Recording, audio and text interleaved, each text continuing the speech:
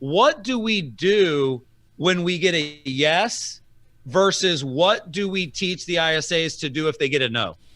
Yeah, so if you get a yes, that's obviously the goal, is to foreshadow the next steps and to get them excited for the appointment. With Curaytor, for example, people are going to get value whether or not they buy with us. So that's something we want to make sure they understand during that call.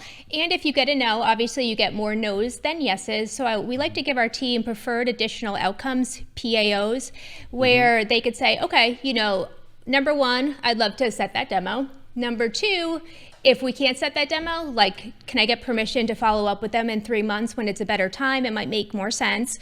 And number three, if it's just not a fit for whatever reason, recommend some of our free tools like our blog or the water cooler. So they're going to feel like much better if they do a call block and say they set 3 appointments, they got 5 follow-up calls down the road and 5 people to watch the water cooler. I'd say that's a pretty good solid hour. So exactly, it's twofold, right? If they say yes, you don't just say awesome, thanks, because that's called a hit and run. You just have to foreshadow, okay, great, now that you're set up with Judy, here's what she'll be doing between now and the appointment. Here's what you can do to prepare for it. Thank you so much for your time. We're looking forward to chatting. So just take that moment to reconfirm the appointment and to basically let the person know that you'll be doing a lot of work between now and the time we really meet. That one's really important. Yeah. And you're absolutely right, Sarah.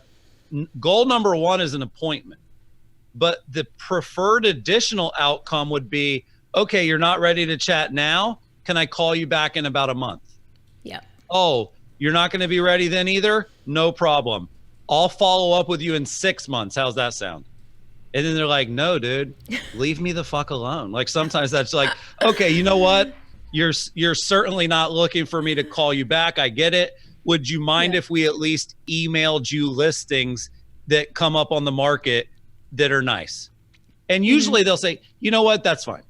So the idea is like, again, this is really more for the mindset of the salesperson, but it also builds their pipeline, right? Because now all of a sudden, if 50% of the people schedule a call back, you've got a busy calendar. You don't have to wake up to nothing.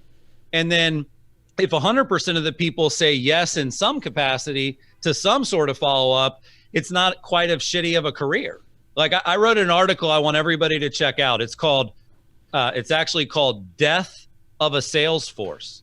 And it's about the true impact of a career in sales on your body, on your mind, on your relationships, on your health. Like sales is hard. It's hard to have a career in sales. Go watch Death of a Salesman. That's why we use that title.